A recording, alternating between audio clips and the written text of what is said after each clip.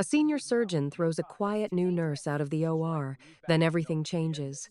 Beneath Lena Brooks' calm hospital routine is a past no one at Mercy General can imagine. And the moment a wounded Navy SEAL is rolled through those doors, her secret stops being a secret. What begins as a medical emergency turns into a deadly siege, and the woman everyone underestimated may be the only one who can stop it. Get her out of my operating room. The surgeon's voice was cold and steady. He never looked up from the patient's open chest on the table. He said it as if Lena Brooks was not standing just 3 feet away, holding the very tool he would need next. He treated her like a piece of furniture, like she was invisible. The man on that table had perhaps 6 minutes before his heart would stop, and the surgeon holding his life in his hands had just dismissed her. Every other nurse in the room froze. No one moved. No one even breathed. Lena placed the tool on the tray with a quiet, deliberate click, turned around, and walked out without saying a word. If this is your first time here, please subscribe and tell us what city you are watching from in the comments. I am curious to see how far this story can travel. Please stay for the entire story. I promise you will be glad you did. Lena Brooks had worked on the trauma floor at Mercy General for 11 weeks. That was 11 weeks of working double shifts and learning which closets held the best supplies. It was 11 weeks of memorizing the names of every single patient because she believed every name was important. She always arrived 30 minutes early for her shift because 30 minutes was the difference between being prepared and being rushed. And Lena Brooks had not been rushed in 8 years. But no one at Mercy General knew that about her. In fact, nobody there knew much about her at all, and that was exactly how she preferred it. She had completed all her paperwork, passed her nursing exams, showed up on time every day, and never caused any trouble. Her file showed she was 26 years old. It showed she earned her registered nurse degree from a state college in Virginia. The file also said her previous job was with a government contractor, which she was not allowed to discuss. The Human Resources Department had questioned it one time. Someone from the office made a phone call. After that call, no one ever questioned it again. What her file did not mention was her 4 years of service in the United States Marine Corps. It did not mention she was part of a scout sniper team based out of Camp Pendleton. It did not mention she had been on 3 deployments, 2 of which were to places that remain classified, and it did not mention she had more confirmed long-distance kills than any other female soldier in her unit's entire history. The file did not say any of this because she had followed the proper channels to politely ask that this information be kept private. The Marine Corps, to their credit, honored her request. So she was just a nurse, a good one, according to most people, and always a quiet one. She wore her dark hair pulled back in a tight bun. She wore no jewelry, no rings, and kept her nails short because long nails could be a problem. She moved through the hospital just like she moved in the field. She was efficient, kept her center of gravity low, and her eyes were always scanning. She was always mapping out exits, potential dangers, in the face of every person in the room. Her boss, a woman named Diane Kowalski, had managed the trauma floor for 19 years. She had the personality of someone who had seen it all. During Lena's first week, Diane told the other nurses that the new girl was skilled but inexperienced. She said Lena needed more time and would probably be fine in a year or 2. Lena overheard her, but she did not say anything to correct her. She just went back to her work and thought about other things. The Special Forces team arrived on a Tuesday at 2:37 in the afternoon. Lena knew the exact time because she was always aware of the time. She was changing the bandage for a 63-year-old man named Frank. He had broken 3 ribs after falling from a ladder at his son's home. That is when she heard the ambulance doors open in a way that was not normal. It was not the usual gentle hiss of a regular ambulance call. This sound was harsher and much faster. She heard boots. They were not civilian boots. They were not the heavy sound of hospital workers or the soft steps of other nurses. These were tactical boots, hitting the floor with a speed that meant the owners were not used to waiting for anyone. She finished dressing Frank's wound, smoothed down the tape, and told him she would return to check on him in 40 minutes. Then, she walked out into the hallway. There were 6 of them. They were huge men. The kind of large that is built from years of hard training, intense exercise, and not much sleep. 3 of them wore civilian clothes that did not fit them well, because civilian clothes never fit men built like that. 2 were wearing partial combat gear, with armored vests still on. Their weapons were likely left at the door or in their truck. She could not be sure. The 6th man was on the stretcher. The man on the stretcher was the one who was important. He was not conscious. He had a bandage on his left side that had been applied by someone with great skill. It was tight and layered, with no mistakes. It was a type of bandage you learn to apply under enemy fire, not the kind you learn about in a book, but blood was still soaking through it. That told her the wound was very deep and still bleeding inside. His skin color was not right. She could see his chest rising and falling, but his breaths were shallow and irregular. The tallest of the 5 standing men was the one speaking. He was about 6 feet 4 inches tall and built like a rock wall. He had a jaw that seemed like it was made of cement and a scar that cut from his left ear down to his mouth. She would later find out his name was Petty Officer First Class Elias Cord. But at that moment, he was just the man in charge, and his words were not a request. We need a surgeon immediately, not in 5 minutes, right now. The head nurse at the front desk was a kind man named Marcus. He was great at his job, but he was not prepared for a situation like this. He said, "Sir, I have to register your patient first." The man replied, "He does not need to be registered. He needs to be in an operating room. Where is your trauma surgeon?" "Sir, if you will just. Where is your surgeon?" This was not a question. Lena saw the color drain from Marcus's face. A small, automatic part of her mind noted where all 5 men were standing. She calculated the distance to the emergency alarm. She noticed that 2 of them were watching the hallway behind them, not the desk. This meant they were not worried about the hospital workers. They were concerned about someone who might have followed them there. That was an interesting detail. That was something to remember. Dr. Hartwell was already on her way. She had heard the boots, too. She came around the corner with 2 operating room nurses behind her. She took one look at the man on the stretcher and said, "Take him to Trauma 2, as she pointed down the hall. Everyone started to move.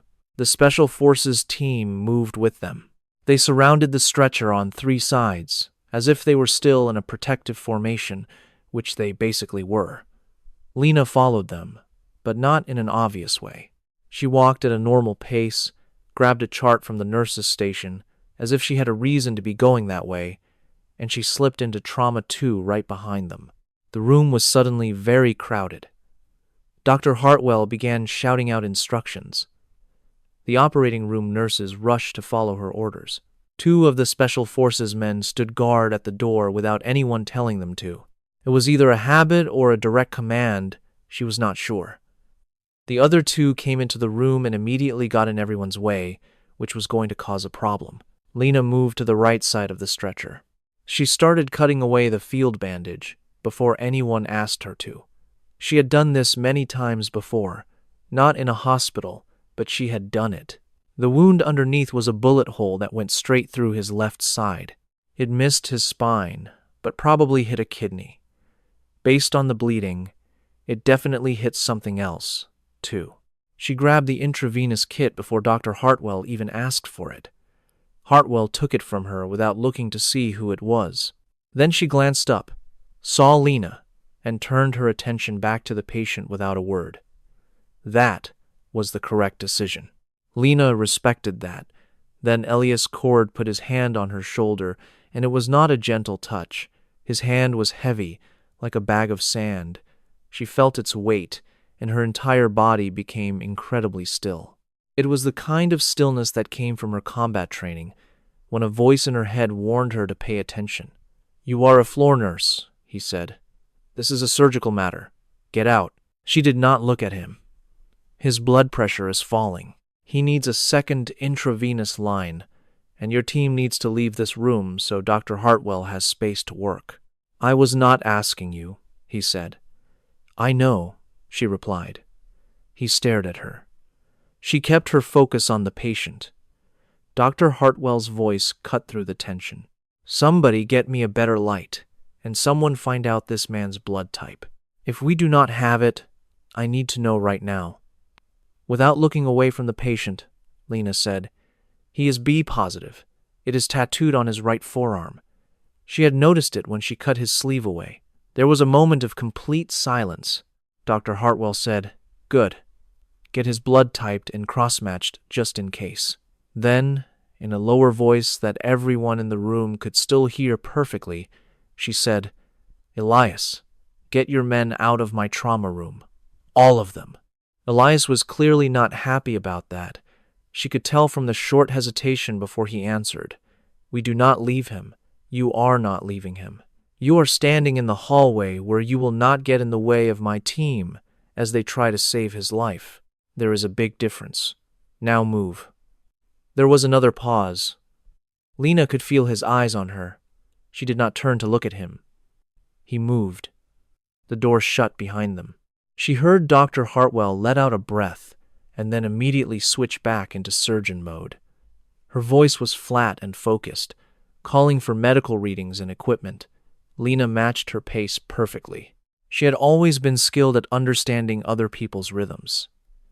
It was part of what made her so good in the field. It was the ability to fit into someone else's workflow without causing a disruption, to become a seamless part of the process instead of an obstacle. For 47 minutes, they worked together. The patient on the table was Petty Officer Second Class Danny Reyes. Lena knew this from his dog tag, which she handled while helping to position him. He had a blade wound in his side that was less than 4 hours old. It was not from a knife, but something much longer. Lena said nothing about that. She just passed instruments, watched the monitors, and told Dr. Hartwell what she was seeing before the doctor even had to ask. After the 20-minute mark, the surgeon stopped questioning the person handing her the tools. When it was all over, Danny Reyes was stable and on his way to the intensive care unit. Dr. Hartwell pulled off her gloves and stared at Lena for a long moment. "How long have you worked on this floor?" the doctor asked. 11 weeks, Lena replied. 11 weeks? The doctor said nothing more. She simply turned and walked away. Lena cleaned her station, recorded the supplies she used, and then returned to her other patient, Frank, who had broken ribs. The SEALs were waiting in the area outside the trauma wing. All 5 of them stood there. Men like them did not sit in places like that. They were positioned across the room in a loose formation. As Lena walked past the doorway, Elias Cord spotted her. She did not stop walking. She heard him say something quietly to the man beside him. She could not make out the words. She thought again about the wound on Danny Reyes, its angle and depth. It was made by something far longer than a standard knife, yet it had missed his spine by less than 2 centimeters. That type of injury does not happen during training. That type of injury happens when a very skilled person wants to deliver a message, not a body bag. Someone wanted Danny Reyes to live, at least for a while. She pushed that thought aside and continued on her way. The rest of the afternoon was normal. She changed bandages. She wrote updates in patient charts. She sat with a woman named Pauline on the 4th floor. Pauline was frightened about her biopsy results and needed a friend more than medicine. At 6:30, Lena ate half a sandwich in the break room. She listened to 2 other nurses discuss a television show she had never watched. She smiled when it seemed appropriate. She was very skilled at that. At 7:42, she was at the 3rd floor nursing station when she saw the men enter through the main doors. There were 3 of them. They did not use the ambulance entrance, which was the first unusual thing. They wore regular clothing, which was the second. One of them carried a bag that had an unusual shape for its purpose. That was the detail that made every nerve in her body become completely still and focused. It was the way she was trained to feel, the way she felt in the field just before something bad happened. She had spent 4 years learning to analyze people the same way others read road signs. It was fast, automatic, and certain. She was now reading 3 men moving through a public area in a formation that was not accidental. They were not looking around. They were not lost. They were not there to visit a patient. They moved with a clear purpose and a specific pattern. One man was in the lead, with 2 others flanking him, maintaining their distance. That was military spacing. It was the spacing for a tactical entry. These men were not part of any American military branch, because she knew what that looked like, and this was not it. They walked past the information desk without a glance, past the chapel, and then turned left at the elevators. She knew their destination. She took out her phone. She sent a text message to a number she was not supposed to have. She had memorized it from a document she had seen shredded long ago. The message was just a single character. The people who received it would know what it meant. Then she turned to Marcus, who was back at his desk, looking exhausted from the day. "Hey," she said, "I need you to do something for me." "What is it?" he asked. "I need you to quietly, and I mean very quietly, let Dr. Hartwell know she should consider moving her patient in the 3rd-floor intensive care unit. Do it calmly, not with urgency. Then, I need you to learn if anyone in this hospital has authority over those military men in the waiting room." Marcus just stared at her. "Lena, what are you? Can you please do that for me?" she asked. "I mean, yes, but—" "Thank you," she said, already walking away. She took the stairs. An elevator was a box, and a box was a trap. She would not walk into a trap on a Tuesday in November, not in a hospital in Virginia if she could help it. She climbed the stairwell, taking 2 steps at a time. She was silent, her hand barely grazing the railing. She came out onto the 3rd floor through the fire door and paused. The hallway was long. The nursing station at the far end had 2 people working. A man she did not know stood near the elevator, staring at his phone. But he held the phone at the wrong angle, as if he were watching the hallway in the screen's reflection. She went in the opposite direction.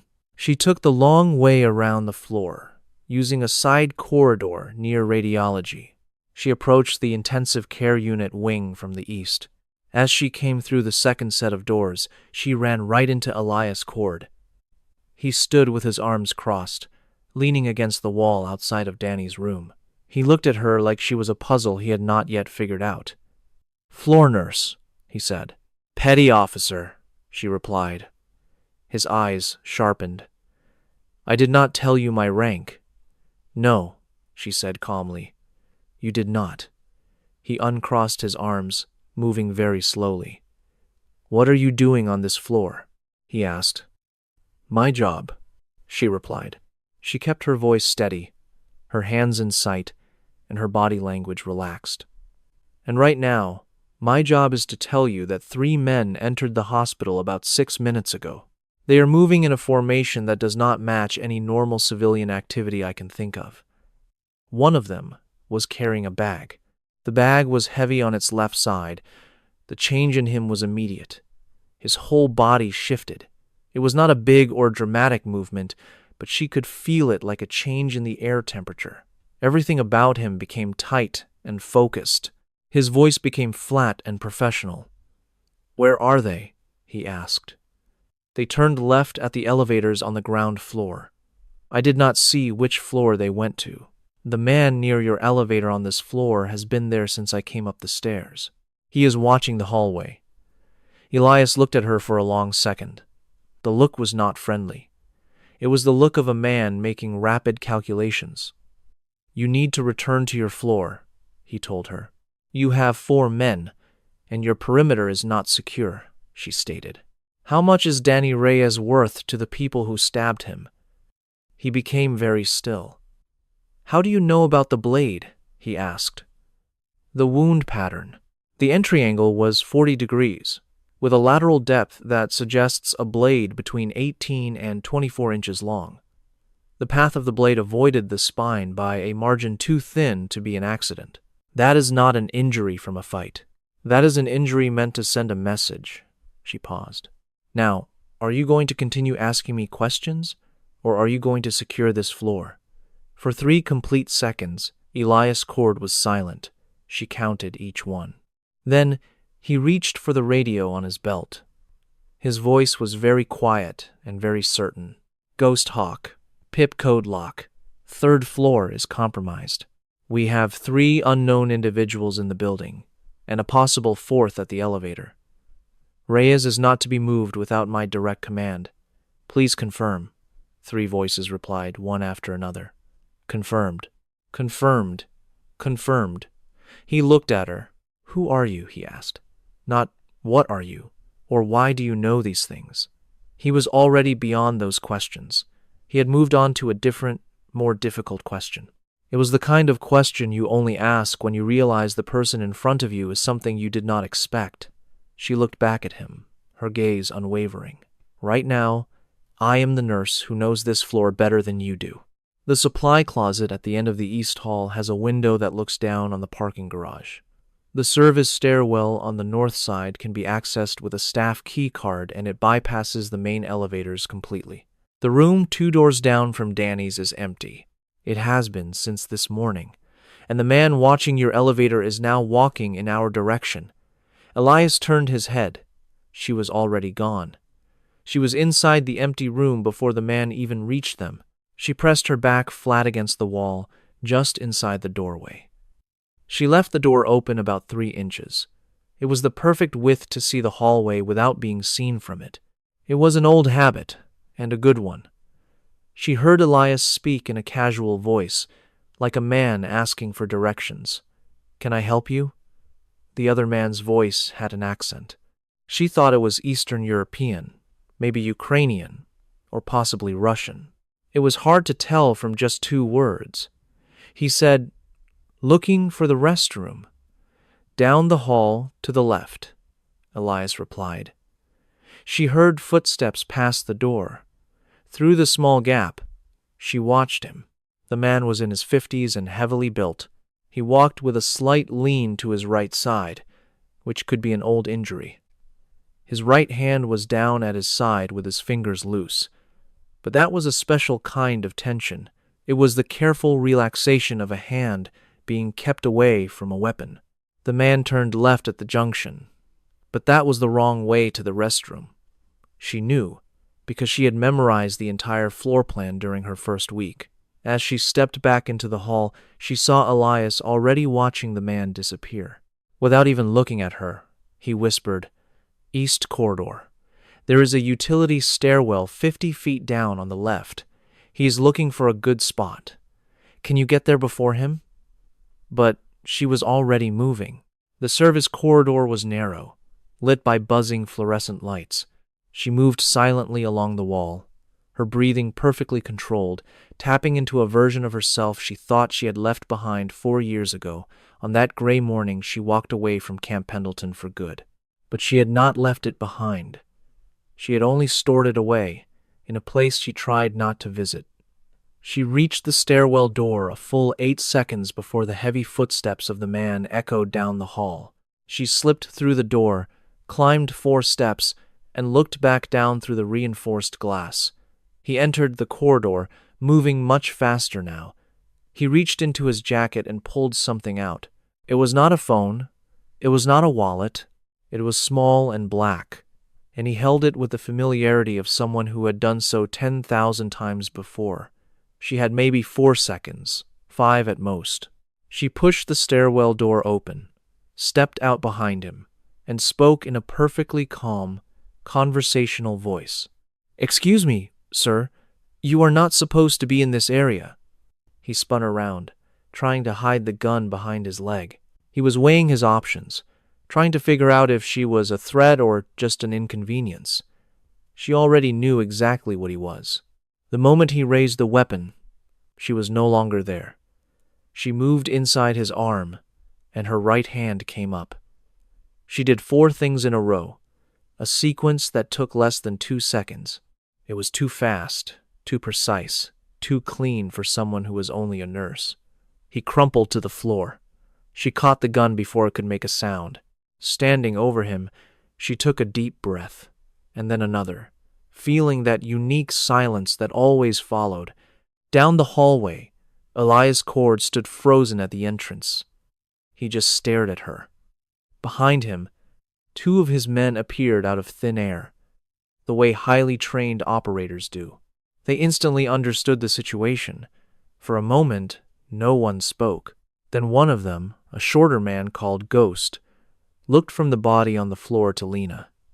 He asked very quietly, "What branch?" She calmly checked the unconscious man's pulse. It was steady. She did not want to cause any deaths in this hospital. She stood up, tucked the weapon into her waistband, under her scrubs, and looked at Ghost. "I am a nurse," she said. Ghost glanced at Elias, who was still just staring at her. His expression completely changed. It was not the dismissive look he had given her in the operating room. It was not the focused look from the hallway. It was something she recognized from the battlefield. It was the look of someone forced to completely rethink everything they thought they knew. He finally spoke. "We have 2 more in the building." "3," she corrected him. "The one with the bag makes 3, and the bag is the main prize, which means he is not here yet. He is on his way." Just then, the radio on Elias's belt crackled to life. A voice came through, tight but controlled. "We have a situation at the south stairwell. 2 armed men." And then, from deep below them, the entire building shook. It was not an earthquake or a generator failing. She knew what an explosion felt like, even through 6 floors of concrete. It was small, precise, the kind used to breach a door. The sound that came next was not screaming. It was worse. It was a sudden, chilling silence, followed by blaring alarms, and then the distant sound of boots. The wrong kind of boots. They were not the rhythmic steps of the SEALs, but the heavy, fast stomping of many more people coming up the south stairwell. Elias looked at his men, then back at her. She reached up, unclipped her hospital ID badge from her scrubs, and looked at the photo of the woman with tired eyes. She set it on a nearby windowsill. "You need to get Danny Reyes behind 2 locked doors," she stated. "I need a vest if you have one, a radio on your team's channel, and something bigger than a handgun." Elias stared at her for just 1 more second. Then he reached back, unclipped the spare radio from his belt, and handed it to her. She took it. It was still warm as she clipped it to her collar. It felt strangely familiar against her skin, a feeling she had worked so hard to forget. But there was no time for that now. "The south stairwell is lost," she said. "That means they entered through the parking garage. The bomb was placed on the access door between the 2nd parking level and the service corridor. It is a reinforced steel door. They would have needed a special charge to open it quickly, which means this was their planned entry point. They know the layout." Ghost spoke up. "How do you know which door?" "Because it is the only door on that side of the building that is not monitored by a camera," she explained, looking at Elias. "Whoever planned this did their homework. They have been inside this building before." Elias's jaw clenched. "How many?" "The 3 I saw, plus a driver. So, a minimum of 4, maybe even 6.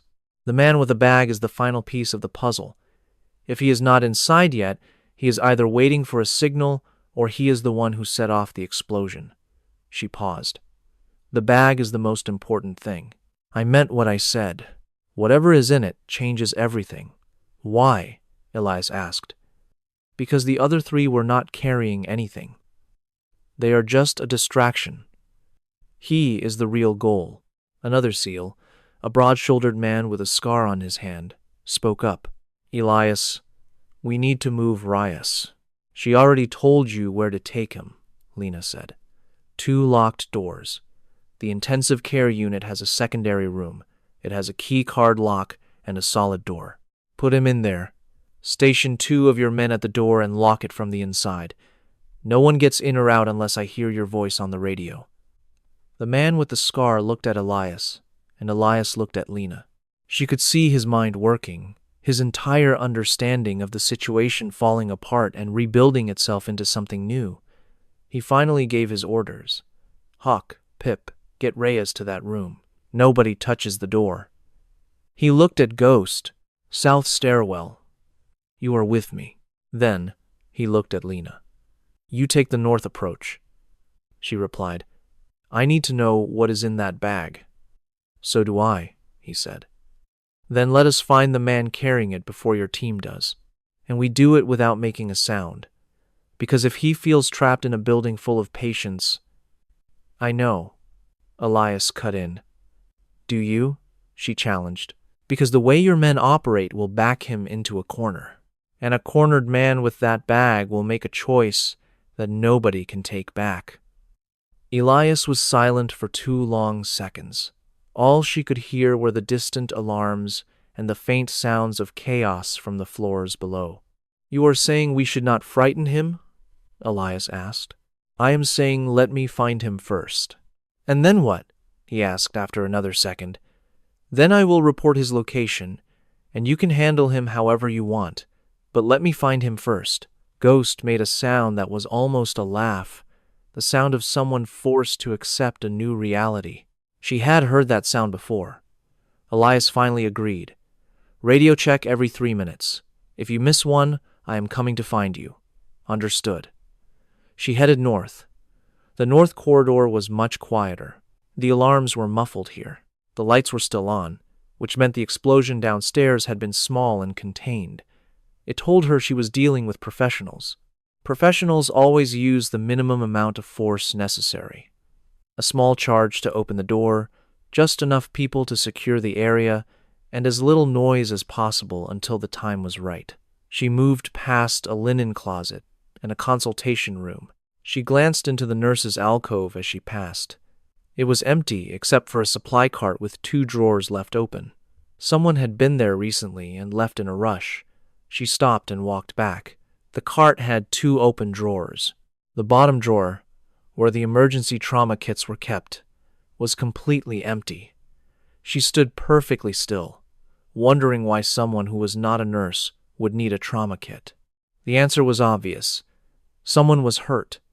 They had been attacked somewhere between the parking garage and this floor, and they were hiding.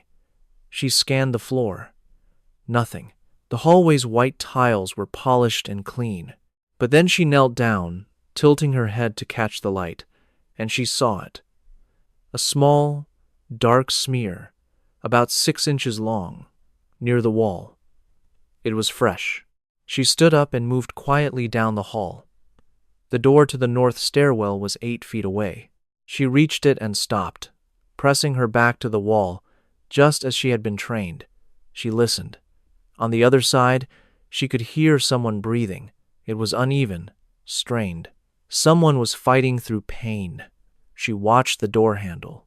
From the other side, it began to turn, slowly.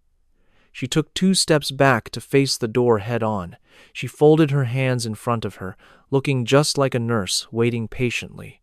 In a perfectly calm voice, she asked, "Sir, are you all right in there?" The handle stopped turning. After a moment of silence, the door opened.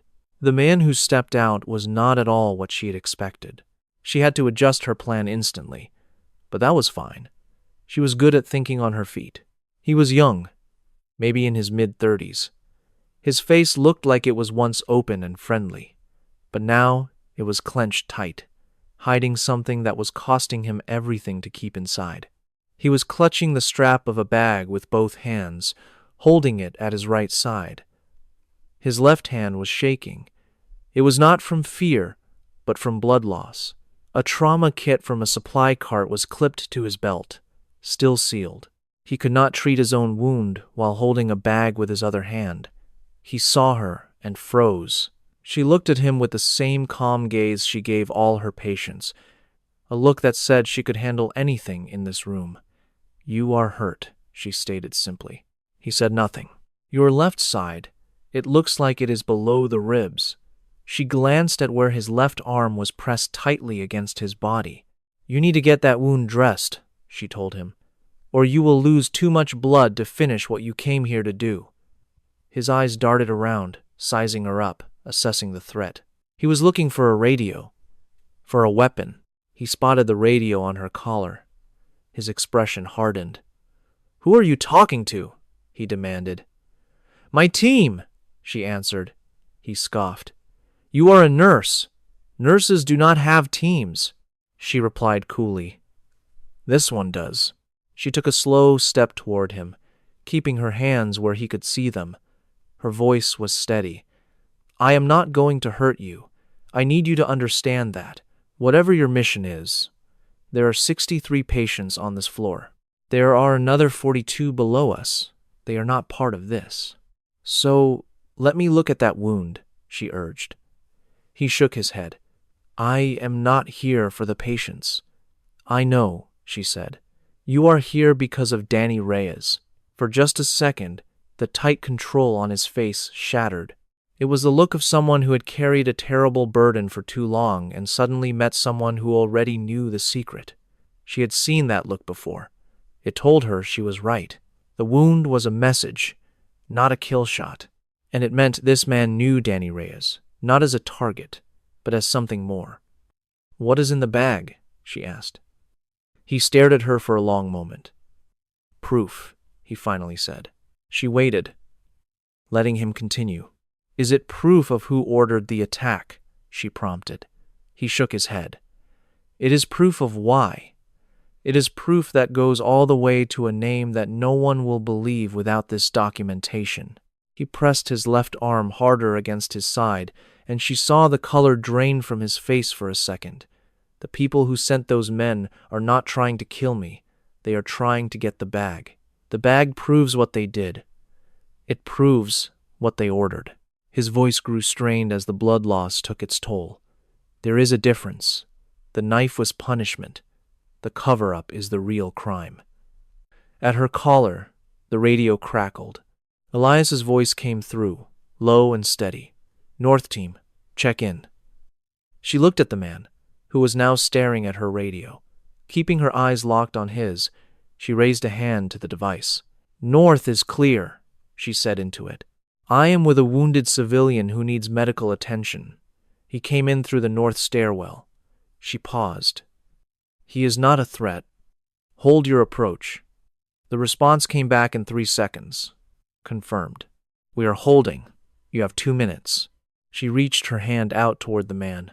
Palm up. "Give me the bag," she said. His grip on the strap tightened. "Not because I am taking it from you," she explained, "but because you cannot hold on to it and let me treat that wound. You are going to pass out in about 6 minutes if I do not stop that bleeding. I will hold the bag. It will not leave this floor," she promised. "But you have to let me work."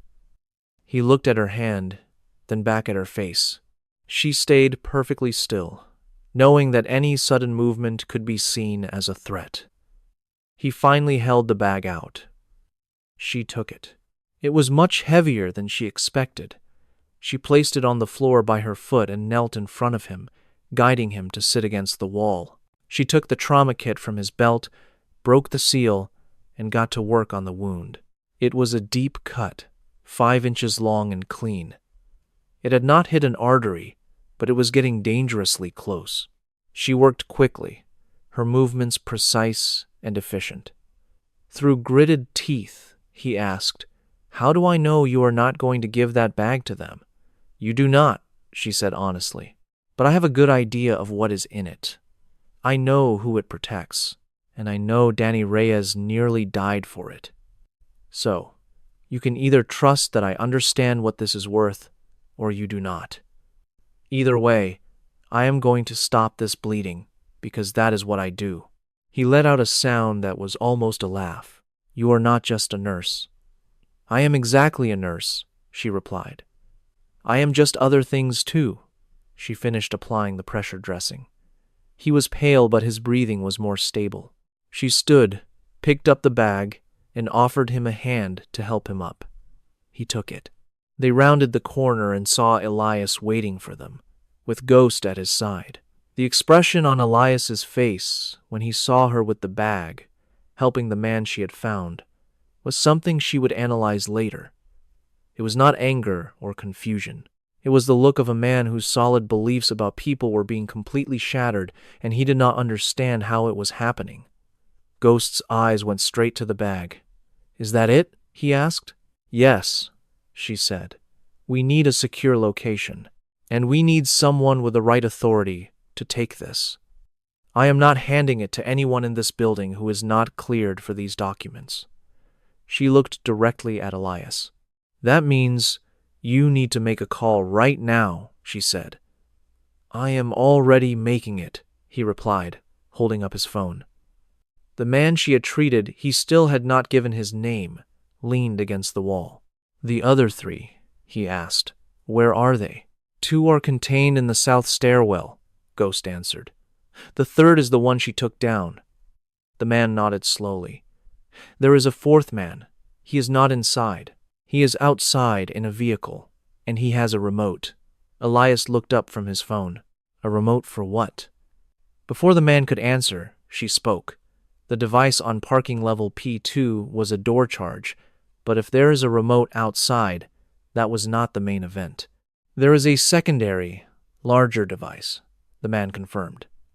"It is on a structural support column between parking levels P1 and P2. It is on a timer and a remote. The timer started when they came inside." The hallway fell silent. "How long?" she asked. He looked at her. 19 minutes ago, when I came through that door." She turned to Elias, who was already in motion. "Ghost, get everyone in this building to the east side. Patients, staff, everyone. This is not a drill.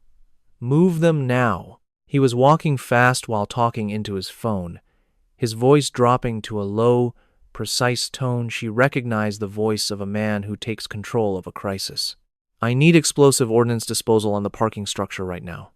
P1, structural column, secondary device, timer is running." "Yes, I mean now." She was already doing the math in her head. 19 minutes, minus the time they had been talking. Maybe 14 minutes left, maybe less. She looked at the wounded man. "Can you walk?" "Yes," he said. "Then walk." She handed the bag back to him. "You hold this until someone with the right clearance comes for it. Do you understand? You do not set it down. You do not let anyone take it from you unless Elias personally introduces them to you." He took the bag. "Why are you trusting me with it now?" She looked him in the eye. "Because you bled for it. People who bleed for something do not let it go easily," she continued, "and also, I have something else to do." She left him and caught up to Elias in 4 quick strides. He was still on the phone, but glanced at her as she came alongside him. There was something new in that look, something she had earned in the last 20 minutes. She could feel the weight of his newfound respect.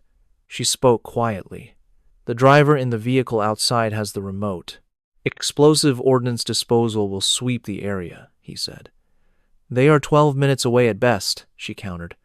"The timer is at 14 minutes, maybe. That leaves a 2-minute window, if my math is right." She kept pace with him. "And that driver is not going to just sit and wait if he sees the entire building being evacuated. He's going for the remote, not the timer. This means someone needs to be a distraction until the bomb squad is here." Elias froze in his tracks. Lena stopped with him. They stood facing each other in the hallway, and she could see the wheels turning in his head. Part of him wanted to send her away, to treat her like the nurse she was on paper. But that part was losing to the man who had just watched her for 40 minutes be someone completely different. He finally asked, "What is your real name?" He meant before she was Lena Brooks, before the hospital. She met his gaze. "Corporal Lena Brooks, Scout Sniper, 4th Marine Regiment. 3 deployments." She let that sink in. "I am a very good shot, Elias." He held her gaze for a long moment, a look that was sizing up everything. Then he spoke. "There is a rifle inside a duffel bag in our vehicle. It is in the ambulance bay," he continued. It has a level 3 access lock. The code is the year the Marine Corps was founded, followed by 2 zeros. She answered without hesitation. 1775, he said. You have 12 minutes. She was already moving. The stairwell was deserted, and she flew down 4 floors in under 30 seconds. She burst through the service door into the ambulance bay, moving at a speed that did not look like running but covered ground just as fast. The SEAL team's black sport utility vehicle was at the far end. She reached it, grabbed the duffel from the back, and opened the lock in 3 seconds. Inside was a Mark 12 special-purpose rifle, set up for precision shots, suppressed and loaded. She ran her hands over it, like greeting an old friend she was surprised to see again. She pulled the rifle out, slung it over her shoulder, and moved to the edge of the ambulance bay. From there, she could see the parking garage entrance and the street, but no one could see her. It took her 40 seconds to find the target vehicle. It was a plain black sedan parked on the north side of the street, with a clear view of the garage entrance. The engine was on, and a single person was inside. She found her spot behind a concrete pillar. She had taken shots from worse positions than this. Much worse, in the wind and the rain, with moving targets hundreds of meters away and only her own steady hand to rely on. This shot was maybe 80 meters. The car's window was lightly tinted, which was a challenge, but not a deal-breaker. She looked through the scope. The driver was watching the building's entrance, holding a phone in his right hand. She could see him staring at the screen. He was likely waiting for a signal from his partners inside, a check-in that was never going to happen. She took a deep breath, let half of it out, and steadied her aim. The radio on her collar clicked twice. It was Elias. 2 clicks meant hold your fire. She waited for 3 seconds, then 5. She watched the driver's phone through her scope, thinking of Danny Reyes on the operating table, his wound a clear message. She also thought of the 63 patients on the 3rd floor and the 42 patients below them. And she thought of that bag, the one holding proof of a secret so big that a Navy SEAL's life was considered a fair price to keep it safe. The driver glanced at his phone, his thumb moving toward the screen. She held her position. She did not need to fire just yet. All she needed was 10 more seconds. Just 10. She had learned long ago that the hardest part of her job was not pulling the trigger. It was waiting. The phone in his hand lit up. He looked at it, then at the building, then back at the phone. She counted to herself. 1, 2, 3. From the east side of the building, she could hear voices. It was staff moving patients. The evacuation was now in plain sight. Through the east-facing windows, she could see people moving, and the driver saw it too. She watched him realize what was happening, watched him make his choice. His thumb moved. She fired. The shot was muffled by the suppressor but not completely quiet. It is never completely quiet. The sedan's window shattered, and the phone flew onto the dashboard. The driver's hand was nowhere near it. She had not shot the phone, and she had not shot the driver. She had fired through the front wheel well, hitting the vehicle's axle. The car was now impossible to drive, and the shock of the impact set off every alarm, giving the driver something else to worry about. In the 5 seconds of chaos that followed, she heard the bomb squad announce their arrival over the radio. She let out a long breath, stood up, and slung the rifle over her shoulder. The radio clicked once. Elias again. 1 click meant all clear. She stood in the ambulance bay, the cold night air on her face, listening to the sounds of the hospital evacuating around her. She thought about that gray November morning she had left Camp Pendleton, telling herself she was finished with this life. It turned out she was not finished at all. She had just found a new place to fight. Inside the hospital, a woman named Pauline was probably back to worrying about her biopsy results, and Frank, with his 3 broken ribs, would need his bandages checked, and Dr. Hartwell was somewhere in that crowd, making sure her patients were safe. The building was still standing because 12 minutes earlier, A man she treated in a hallway trusted her with a bag full of evidence, and she had trusted him right back. She unclipped her hospital badge from the windowsill where she had left it. Someone had quietly placed it on a nearby supply cart. She had no idea who. She clipped it back onto her scrubs. She turned and walked back into the hospital, straight into the organized chaos of a building evacuating half its floors. She walked past rolling beds, intravenous poles, and confused patients in gowns. The staff, who knew too much, were holding it all together with a mix of training and adrenaline that Lena knew all too well. It was the same state of mind she had lived in for 4 years. If anyone noticed the rifle on her back, they looked and then quickly looked away. Looking away is what people do when reality becomes too much to handle. She took the rifle off her back, held it under her arm with the barrel pointing down, and found the nearest nurse she knew. Her name was Teresa, a good nurse with 2 years of experience and calm instincts. Lena asked, "Who is still on the 3rd floor?" Teresa was pushing a wheelchair with one hand and holding a chart in the other. She glanced at Lena, then at the rifle, and said, "About 6 patients who are too difficult to move without a full team. Diane is still up there." "Anyone else?" Lena asked. Dr. Hartwell went back up. She said she would not leave her post-op patients alone. Of course she had. Lena took the rifle to the supply closet behind the nursing station. She locked it inside with her staff key and then headed for the stairs. The 3rd floor was much emptier now. The beds near the exits were gone. The 6 remaining patients were the ones connected to too many tubes and monitors, machines that could not be unplugged without a doctor's order. They were simply too weak to be moved into the hallway. Diane was at the central nursing station, a phone pressed to her ear. She had the look of a woman who had been handling crises her whole life, and this was just one more. Her jaw was set, her eyes were sharp, and she had no time for anything else.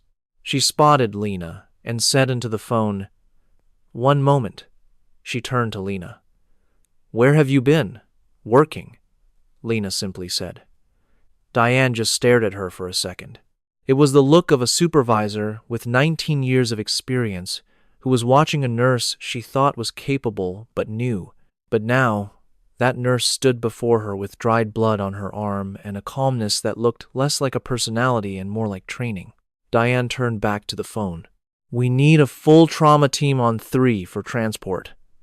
I have 6 post-op patients who cannot be moved, and I need them out in the next." She looked at Lena. 8 minutes, Lena said. "Maybe 10. Diane relayed the message, hung up, and said, "The bomb squad is in the parking structure." "I know. They will find it." The second device is on the main support column. It's on a timer with a remote backup, but the remote is disabled. She walked toward the first of the remaining patients without waiting for Diane to ask how she knew all this.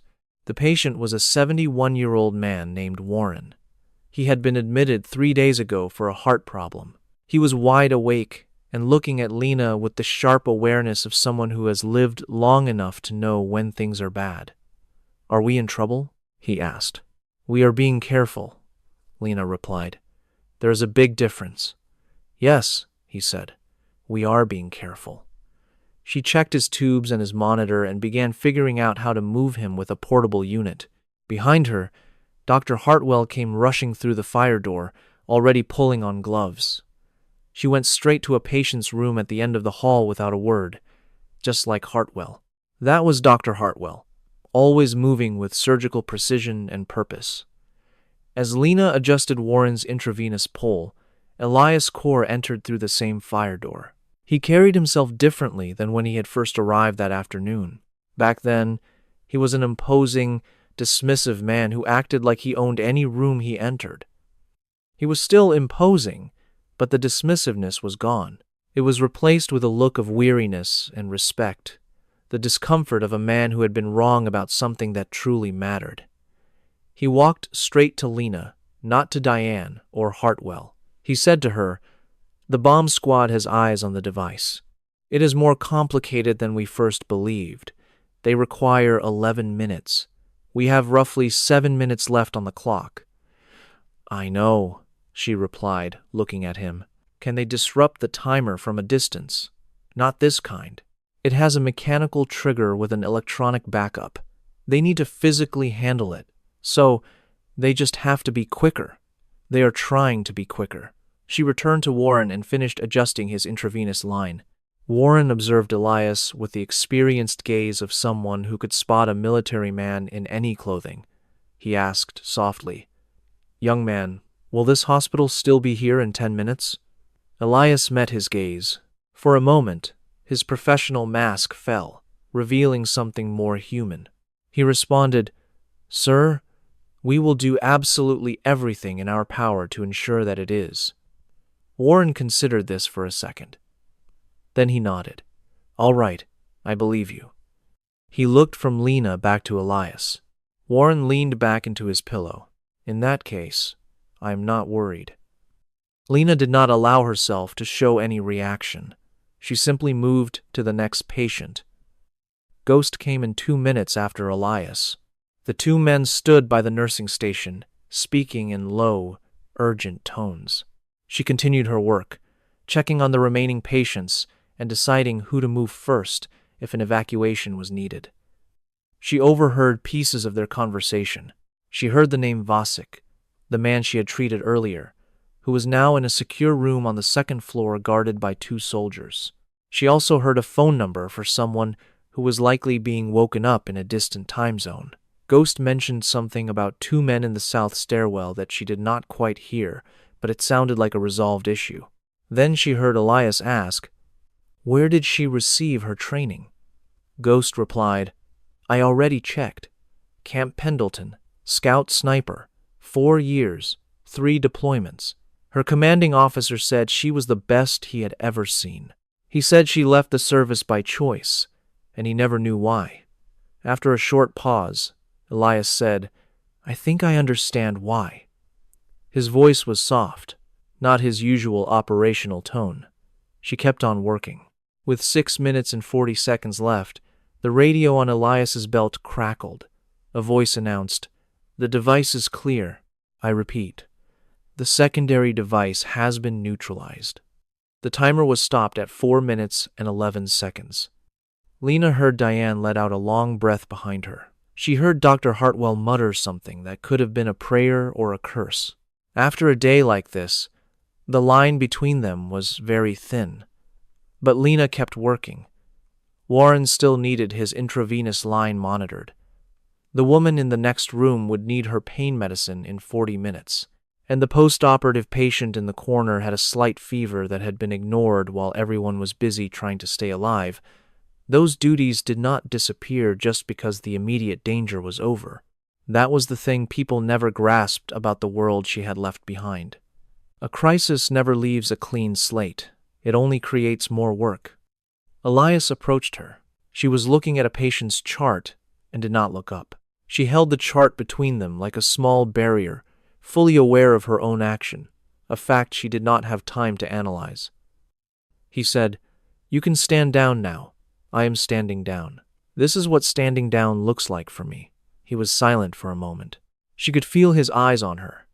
That was another thing about men like him. It was a quality she found both familiar and unsettling. They studied people with a complete, assessing gaze, taking in every detail without ever asking. He said, "Vasek told us what is in the bag." She flipped a page in the chart. "I already know what is in it." "No, I mean he told us who gave the order." She stopped flipping the pages. She still did not look at him, but she went still. How high up does it go? High enough to change the next 6 months for a lot of people. He paused. High enough that the people who attacked this building tonight will not be the last ones looking for that bag.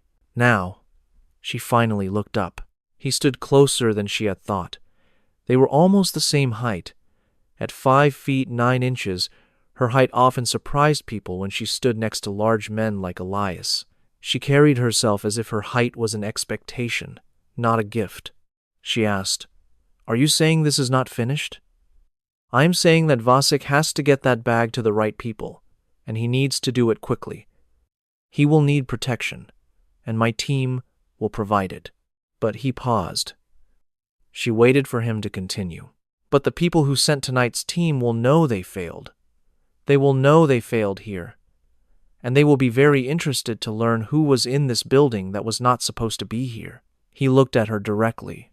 That means they are going to be interested in you. She placed the chart down. She did it carefully, the way you put something down when you need to free your hands. Are you telling me I am a loose end? I am telling you that it might be a good idea to not be at this hospital tomorrow morning. She stared at him for a long moment. The overhead lights made a low humming sound. Down the hall, a patient was asking for pain medicine. Warren was observing them with the quiet curiosity of a man who had learned to understand situations over his 70 years. She said, 11 weeks ago, I took this job to help people. I did not take it because it was safe, or because I thought nothing could ever reach me here. She picked up the chart again. I am going to finish my shift. Elias looked at her. He started to speak, then stopped himself, which she found interesting. Men like Elias Core were rarely at a loss for words. Just then, Ghost appeared at the door and said, "We have a problem." The problem was Danny Reyes, but it was not a medical one. Danny's condition was stable. His blood pressure was returning to normal, and the surgery had been a success. The issue was with the two men Elias had posted outside his hospital room. One of them, a man with burn scars named Pip, had discovered a third person in the intensive care unit wing. This person was not there when they had sealed the area. He was a hospital custodian named Gerald who had worked the night shift for 11 years. He had his identification badge, his uniform, and a perfectly good reason to be on that floor. Except Pip had found him standing right outside Danny's room with his ear pressed against the door. When Lena and Elias got to the intensive care unit wing, Gerald was in a chair in the hall. Pip stood in front of him, and another soldier blocked the way out. Gerald was speaking rapidly. He seemed to understand how bad the situation appeared and was trying to talk his way out of it. I was just doing my rounds, that is all. I heard a noise, and I leaned in. That is a perfectly normal thing to do. Pip remained completely still and silent. He was the kind of man who was comfortable with silence. Gerald looked up and saw Lena. His expression changed, but it was not relief. It was something close to it, but not quite. "Tell them," he said to her. "You have to tell them I work here. You know me." And she did. She had seen Gerald pushing his cart through the halls on the night shift, nodding at the staff. She had noted him, just as she noted everyone. His face, his build, his routine. Gerald always started his shift at 11. He took a break at 1:30.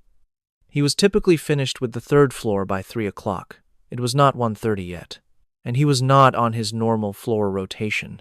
She asked, "Gerald, which supervisor told you to come to this floor tonight?" He blinked at her. "What? Your schedule does not bring you to the third floor until after 2 o'clock. You are here 2.5 hours ahead of schedule. Who sent you?" His rapid talking stopped. She saw him trying to decide what to do, and then she saw him make the wrong choice. He tried to tell a different lie. "I swapped shifts with someone. Martinez needed to switch with me. Martinez went home sick at 4 o'clock this afternoon," Lena stated calmly. "I saw him when he left." Gerald fell silent. The hallway became very quiet. From behind her, Elias said, "Gerald, this is your last opportunity to make things easier on yourself." Gerald looked from Elias to Pip, and then back to Lena. She watched as the fight went out of his eyes. It was the look of someone who had no options left and was now just waiting for what came next. He finally said, "I was only supposed to find out what room he was in. That is all. Just the room number. I did not know what they were planning to do." He stopped and swallowed hard. "They told me it was just for information." "Who told you?" Elias asked. "I do not know his name. He contacted me 2 days ago, admitting he knew about Gerald." He paused, his eyes fixed on the floor. When he looked up again, his face was heavy with a burden far greater than a mop. He knew about my son, who owes money to the kind of people who do not wait long for payment. The man said all I had to do was make some calls at the right moment to say who was on this floor. He promised that no one would be harmed. Lena watched him, and she believed the part about his son. She believed it without a doubt. It was the specialty of people in power, sending others to do their dirty work. They were experts at finding your weakest spot. They had certainly found Gerald's. They had pinpointed it and applied pressure. That did not make his actions right, but it made them understandable. She asked, "Gerald, do you have a number for the man who called you?" He mentioned the call came from a blocked number. "Did he call your cell phone or the hospital line?" Gerald looked at her, and his expression changed. It was the same change he had seen in Vasek and Elias. That instant when someone stops seeing their assumptions and starts seeing the reality in front of them. My cell. Then the number is blocked, but the call is in your phone's log. There is data attached that a forensics team can pull in about 40 minutes. She glanced at Ghost, who now stood in the doorway. His phone needs to go to the person in charge of Vasek's evidence. Ghost looked at Elias, who gave a single nod. Gerald rose to his feet slowly and looked at Lena. "Will they help my son?" She replied, "I cannot promise that. But if the number on your phone leads where I suspect, you will have significant influence. Influence you do not have now. Make sure they understand the value of what you provided." He nodded, looking suddenly old. He was a man who did a terrible thing for a good reason, and he would carry that weight for a very long time. She knew that feeling all too well. Hawk gently took Gerald by the arm and guided him toward the stairs. Elias looked at her. He had been watching her quite a bit that evening. She was getting accustomed to it. He said, "That was handled very well. He is not a bad person." She replied, "He was a useful person. There is a distinction.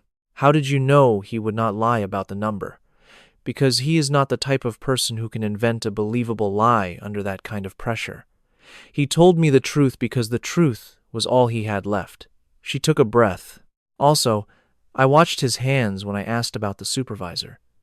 He did not reach for his phone, which is what most people do when they are about to back up a story. He knew he could not back it up, and he knew I was aware of that." Elias was silent for a second. Then he remarked, "You have been doing that the entire night." "Doing what?" "Analyzing people as if they were a written report." She nearly said something far too honest, but she stopped herself. "Instead," she said, "it is a helpful skill in triage.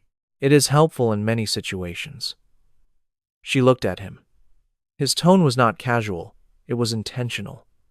It was the way skilled operators speak when they want something. They shape the conversation around the actual request until you are already leaning towards saying yes before the question is even asked. She said, "Whatever you are about to ask, just wait. I have not said a word, but you are about to." He stared at her for a long moment before speaking. "Danny will require protection after leaving this hospital. A team is being put together. The people who sent the team tonight will not give up. The evidence in Vasek's bag is only valuable if Danny is alive to confirm it. He was there when the order was given. He survived, and they know he survived." She stated, "You are asking me to leave. I am asking you to think about how your talents are not being fully used here." A laugh almost escaped her, but she forced it back down. It was not the right time, and if she started, she feared she would not be able to stop. She recognized that feeling from the field, that sensation just beyond the rush of adrenaline. 11 weeks ago, she said, I made a choice to take this job. I know. I did not pick it because I was exhausted or broken. I picked it because I wanted to be the one who repairs things after they have been broken by someone else. That is not a lesser job than what you do. It is just a different one." Elias was quiet for a moment. He was not trying to argue, which surprised her a little. Then he said, "Pauline is on the 4th floor. She has been waiting for 3 days to get her biopsy results. Lena froze. How do you know about Pauline? Marcus told me. He said you sat with her for an hour last week. He paused. He said you were the only person who did. She looked at him. The hallway was quiet now, with only the two of them, Pip at his station, and the sounds of a hospital returning to its normal rhythm. There were the beeps of monitors, the sound of footsteps, and the low hum of voices of people who were still present, still breathing, and still needing someone to care for them. She said, Danny Reyes will need his bandages changed tomorrow morning.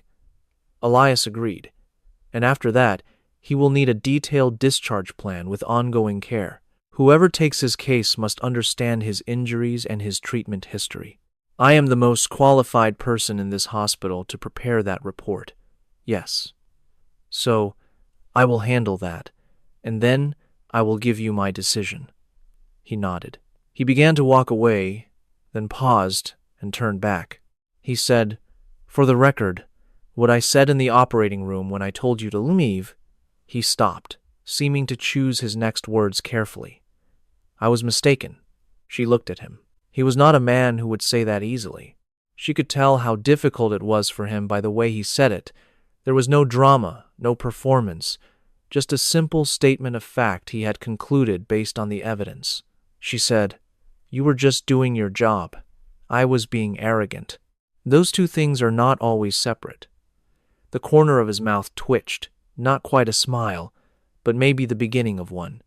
No, he said, I suppose they are not. She returned to her patients. Warren was sleeping when she checked on him, which was a good sign.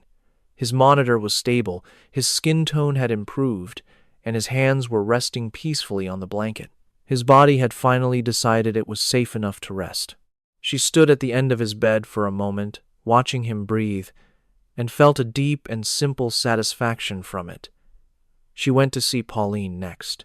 Pauline was awake, sitting up in her bed with the television off. Her hands were folded in her lap, and she had the expression of a woman who had spent hours calculating her own future until the math no longer made any sense. She looked up as Lena entered and asked, Is it finished? Whatever was going on?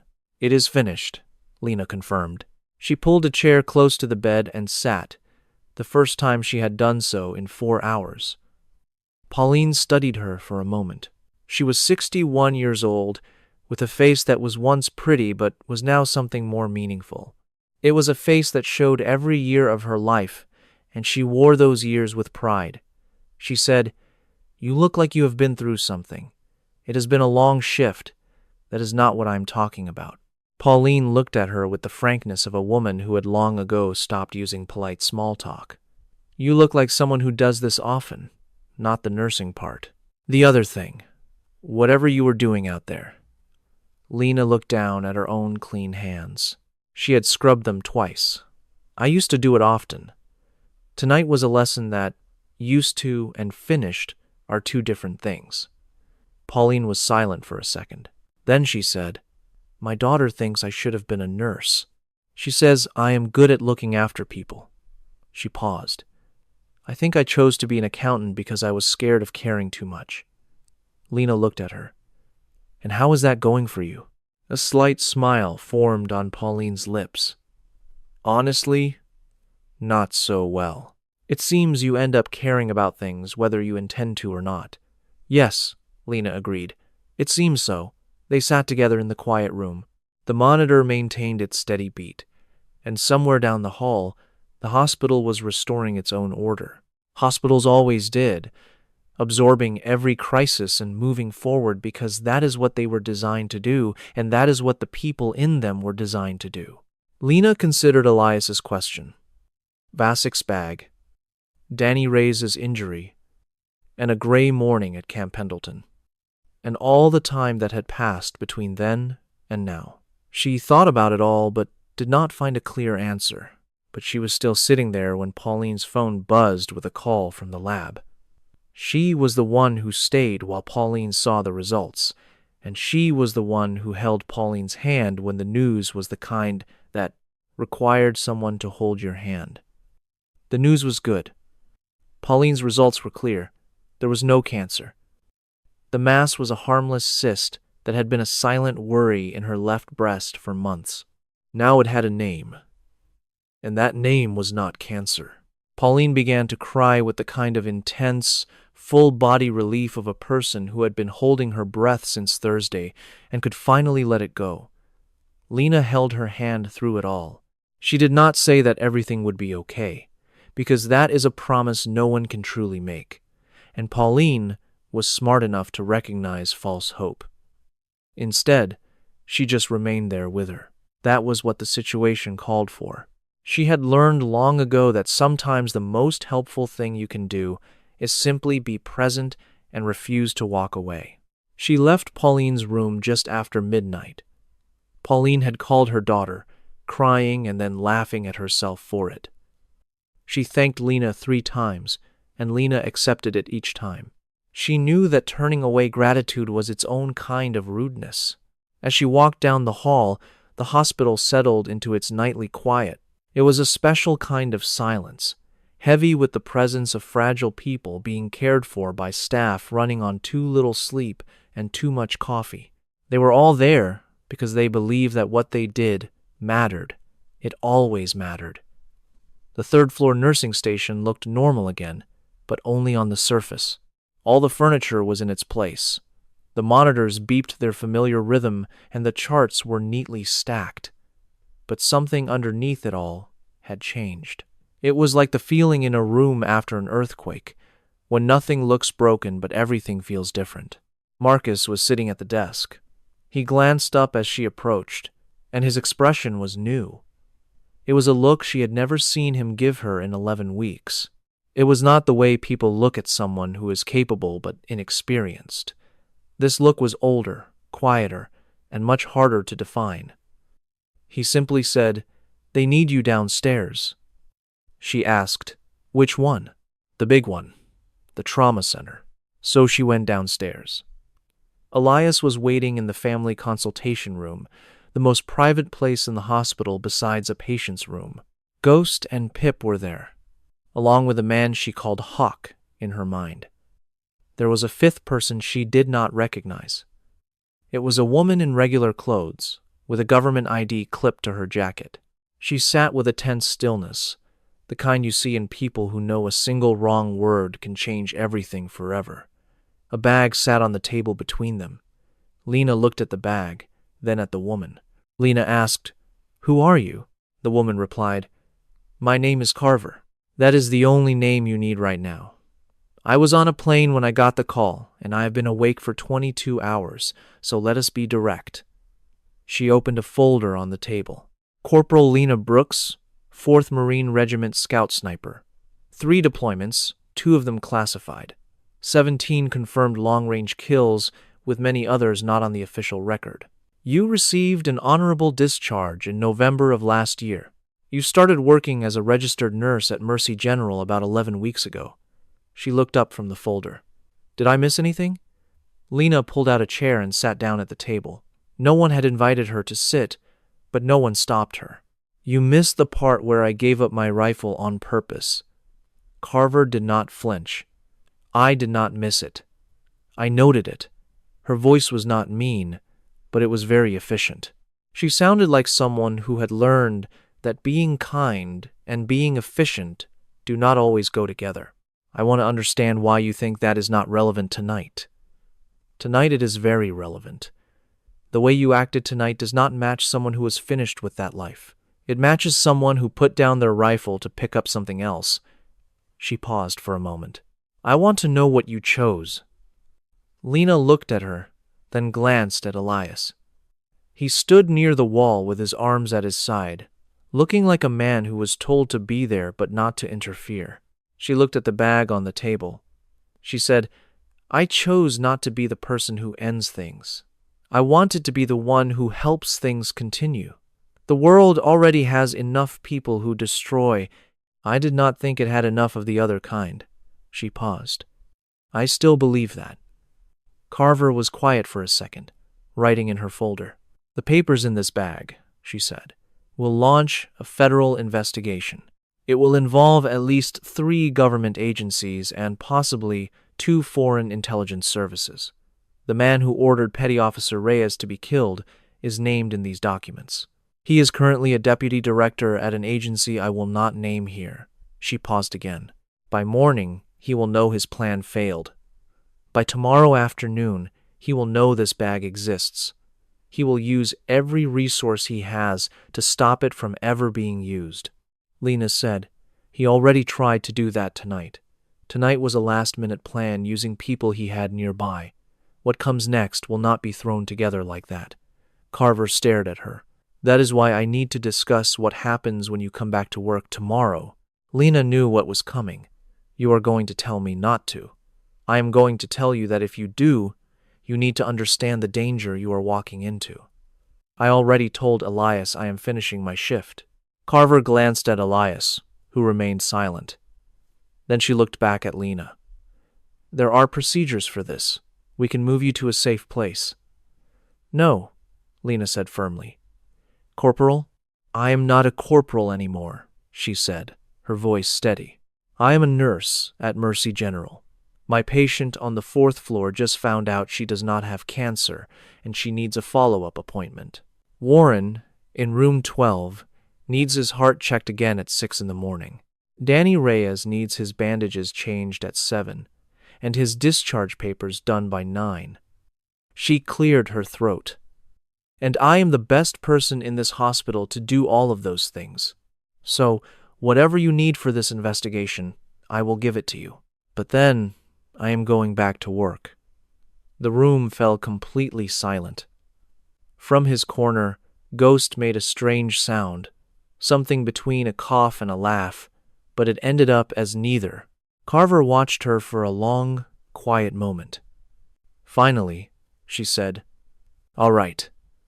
I need your complete story of tonight. Start from the moment you saw the 3 men enter the hospital. Tell me every decision, everything you noticed, every action you took. We are going to be here for some time. They were there for 90 minutes. Lena told her story the way she was trained to give reports after a mission. It was in order, it was specific, and she offered no opinions. She only stated what she knew for sure at the time. She detailed the position and movement of every person she watched. She described Vasik's injury, her diagnosis of it, and what it told her about the message being sent. She described Gerald with the same careful detail. She explained what she saw, what she guessed from it, and what she finally concluded, and why. At every point where someone else might have said, I felt or I thought, she said, the evidence showed. That was how you created a record that could not be questioned. Carver wrote it all down. She asked questions at exactly the right times. Her questions showed Lena she was not just making a timeline. She was using Lena's story to build a bigger picture, one she was getting from many different places. At one point, Carver asked, the shot on the car. You said you were about 80 meters away, using a suppressed Mark 12 rifle, shooting through a tinted window. You aimed at the wheel well to stop the car, not to kill the driver. That is a very specific decision. I did not need him dead, Lena replied. I needed him busy for 45 seconds. You were sure you could make that shot? At 80 meters? With a weapon I know well? Yes. Carver wrote something else down. Your old commanding officer mentioned you had a talent for holding back. He said most snipers take a clear shot when they have one. He said you had a gift for knowing when not to shoot. Lena said, My commander was a generous man. He said you were the best he ever trained. She simply replied, he was still generous. After 90 minutes, Carver closed the folder. She looked at Lena and said something completely unexpected. Thank you. What you did tonight saved important lives, and you protected evidence that will expose problems that have been hidden for a very long time. I want you to know that I understand the personal cost of what you did. Lena looked back at her. It did not cost as much as you think. No, Carver said. I know. That is exactly what I mean. And with that, she left. The The team got ready to leave with the quiet understanding of people who have worked together for a long time. Ghost walked out without a second glance. Pip gave Lena a single nod. A man who spoke with actions instead of words. Hawk said, "Good work tonight, ma'am." His voice was genuine and a little formal. Lena accepted his words just as she had accepted Pauline's thanks, because both were real. And reality is something you should always face directly. Elias was the last one left in the room with her. She knew he was about to say something. She had been waiting for it through the whole meeting. The way you wait for a storm you know is coming. You do not fear it, you just know you have to deal with it. He said, "I made some calls while you were talking." "I know," she replied. "You know?" he asked. "Elias, you have been in this hospital for 9 hours. You have been managing a crisis for most of that time. But for the last 90 minutes, you stood against that wall with nothing to do. Of course you made calls." He looked at her with an expression she was beginning to recognize. It was his version of being surprised. It was tiny and controlled, but it was there, if you knew where to look. "Gerald's son," she said. "Model." "The debt is being handled," he said. She paused for a second. "How?" "Carver has his ways. Gerald gave them everything, and the phone data confirmed your story. It led them to a number that created 2 more links in the chain. Gerald was useful tonight, even if he did not mean to be. It only felt right that his son should not suffer for his father's cowardice." She said, "That was kind of you." "It was practical," he said, "but also kind. The 2 things can exist at the same time." He paused. "I am learning that tonight." She lifted her badge from the table where she had placed it after the meeting. She stared at it for a moment. "You said Danny needs to get that bag to the right people, and he needs protection to do it. That is correct. And afterward, when this investigation gets to the place Carver expects it to go, some people will need to be found. People who are experts at staying hidden." He let that thought hang in the air. The kind of job that takes patience, precision, and the skill to read a situation and a person and then decide exactly when to move and when to wait. She looked at him. "You are not describing a security detail. No, you are talking about a field operation. I am talking about something that requires all of your skills, not just the sniper or the nurse. It is about using both of those talents and everything in between. That is what allows you to comfort a terrified woman at midnight and also shoot a silenced round through a tire from 80 meters with only 4 minutes on the clock."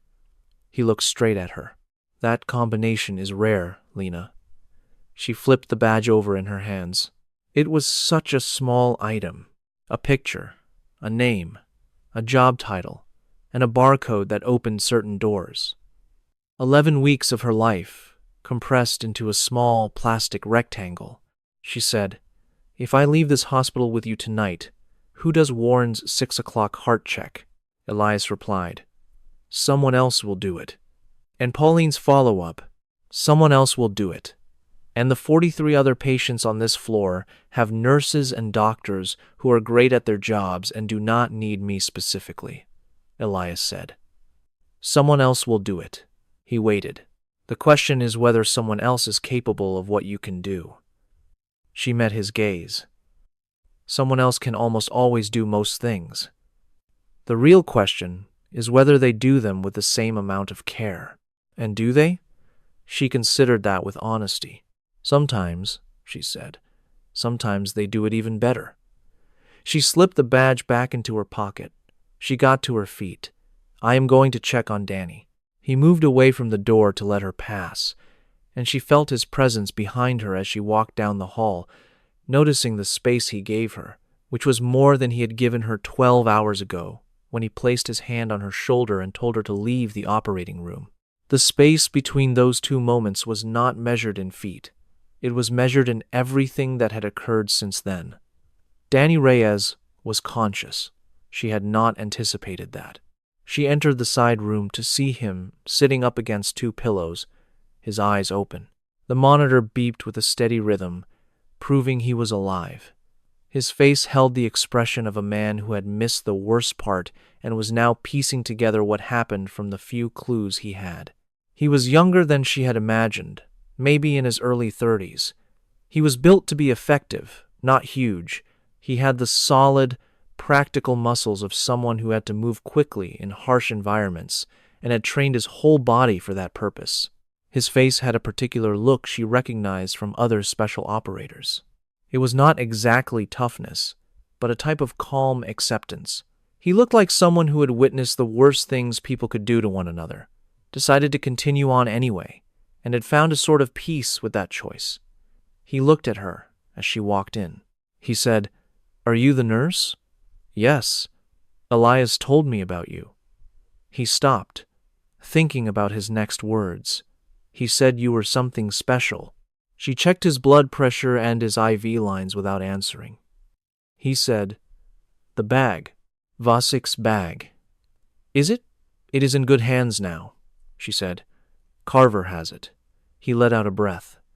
That single breath seemed to carry more weight than usual. It was the sound of a man who had been tightly focused on one goal for a very long time and was finally starting to relax. "I have been carrying that for 6 weeks," he said, "since before they used the knife. Since before I knew they had identified me." She looked at him. "The knife was because they knew you saw the order. The knife was their way of scaring me into disappearing. They did not kill me because a dead Navy SEAL creates too much attention. An injured one who stays quiet is just a training mishap." His jaw clenched. "They misjudged just how much attention I was willing to create." She completed the pressure check. "You were supposed to die tonight." The second explosive. "I know. They decided the attention was worth it in the end." "I know that too." He paused. "Because Vasich made his move. Because the bag was on its way here. Once it was in official hands, a living witness was a threat, but a dead one could be handled." He looked at her. "They made their choice. He is still alive, which means somebody in this hospital made a different choice." She said, "Several of us did." He was silent for a second. "I heard what went down in the North Hall with Vasik. Elias told me." Another pause. "He also told me what you said to him about staying, about being the one who fixes things." She brought up his chart on the tablet. "Your numbers look good. You need to sleep. I have been out for 6 hours. That is not quite the same as sleep, but it is close." He kept his eyes on her. "I am going to testify. Whatever Carver needs, any time she needs it. I have been working for this for 6 weeks, and tonight is not where it stops. I know, but I need you to know that whatever you chose tonight, to stay, to leave, to go back, or not, I get why it is not an easy decision." His voice was low and steady, the voice of a man who had seen enough complex situations to know they rarely have simple answers. "Because I have been in the field, and I have been in the hospital bed. They are not as separate as people believe. Both of them demand that you stay completely focused on what is right in front of you. Both of them demand that you care more than is probably wise." She said, "You need to rest so your body can heal from Dr. Hartwell's work." He almost cracked a smile. "Yes, ma'am." She updated his chart and walked to the door. Her hand was on the frame when he said, "Lena." She paused. "My mother is a nurse," he said. "She has been for 30 years, down in San Antonio." He paused. "She always said the hardest thing to teach is knowing when to hold on and when to let go. She said some nurses never figure it out. She said the ones that do are worth 10 of anybody else." She stood by the door for a second. She did not look back. She said, "Get some rest, Danny." She stepped back into the hallway. Elias was there. He had been waiting with the quiet stillness of a man who knows how to be patient, a patience that does not need to be announced. She said, "I am going to write Danny's discharge summary and the aftercare plan. It should take about an hour. I want to be certain that whoever takes over his care has all the information they need to do it correctly." She paused. "After that, I will go talk to Diane." Elias asked, "What are you planning to tell her?" "The truth, or as much as I am able to share." that I am taking a leave of absence, that I will return. She looked at him with a steady gaze. I will return. I believe you, he said. And she knew he meant it, not as a polite comment, but as a factual statement. He said everything that way, with the conviction of a man who had learned that empty words always come with a steep price. She went to the nurse's station, took Danny's chart, opened the discharge summary form, and began to write. The ward was peaceful around her. The monitors did their constant, steady work. Down the hall, a patient moved in their sleep, and a nurse made a quiet adjustment. And outside the hospital walls, the city was doing what all cities do at 2 a.m, which is to just keep going, completely unaware of what had just happened inside one particular building. She wrote the summary with exact medical terms, everything Hartwell would require, everything the next doctor would require. The wound's history, the surgery details, the medicine schedule, and the follow-up instructions were all organized in a perfect sequence to make the transition smooth. She wrote it just as she had done everything else tonight, thoroughly and without taking any shortcuts, knowing that the quality of this document affected someone's well-being. That was important now, and it would still be important after she was gone. She was in the middle of writing the pain medication instructions when Diane Kowalski came to the edge of the nurse's station. Diane studied her for a long time. She looked at the chart Lena was focused on. She looked at Lena's hands and the faint traces of the night's events that remained, even after being washed twice. She glanced at the door to the consultation room, which seemed to hold the memory of federal agents, Navy SEALs, and 3 hours of choices that no nursing school could ever prepare you for. She said, "Do you want to explain to me what took place tonight?" Lena replied, Most of it. Diane said it again. She pulled over a chair and sat across the counter, in a manner that conveyed 19 years of knowing that the most serious discussions often occur at 2 o'clock in the morning over a shared table. Was anyone on my team in danger tonight because of something involving you? Lena met her eyes. No. The danger was already here because of a patient. My actions made things safer. They did not cause the threat. Diane processed this information. The men in suits who left 20 minutes ago were federal agents. The situation is now being managed at the correct level, and the men in tactical gear who showed up this morning are still on site. One is a patient and will be released in about 36 hours, with a care plan I am writing right now. Diane was silent for a long time. It was the silence of a woman making calculations, not emotional ones, but logistical ones. The kind of thinking that had run a trauma ward for 2 decades, keeping people alive and the whole operation from falling apart. She finally asked, "Are you resigning?" "No," Lena answered. "I am taking a leave of absence. I will be back." "For how long?" "I do not know for sure." Diane looked at her. It was the same look she had given her in the hallway after that crisis, a look of reevaluation. Then she said, 11 weeks ago, I judged you as capable but inexperienced. I know I was mistaken." Lena replied, "You were just working with what you could see. I was working with the surface," Diane admitted. "In 19 years, I have learned that is not the whole story, and I still misjudged you." She paused. "Why did you not tell me?" "Because it had nothing to do with the job I was hired to do, until tonight." "Until tonight," Lena agreed. Diane glanced at the discharge summary on the computer screen. She read a few lines. "This is excellent work," she said. "Thank you. The follow-up plan is better than what Hartwell usually puts together. Dr. Hartwell is a surgeon. Writing aftercare plans is not her specialty." "No," Diane said. "It is yours." She stood up. She straightened the front of her scrubs, a motion that was pure habit. She said, "Whiteman, come back soon. I want you on the day shift. Not because nights are less important, but because on days I can really use someone who can read a room like you do." Lena looked at her. "I will be back." Diane gave a single, firm nod. It was the nod of a woman who had made a decision and considered the matter settled.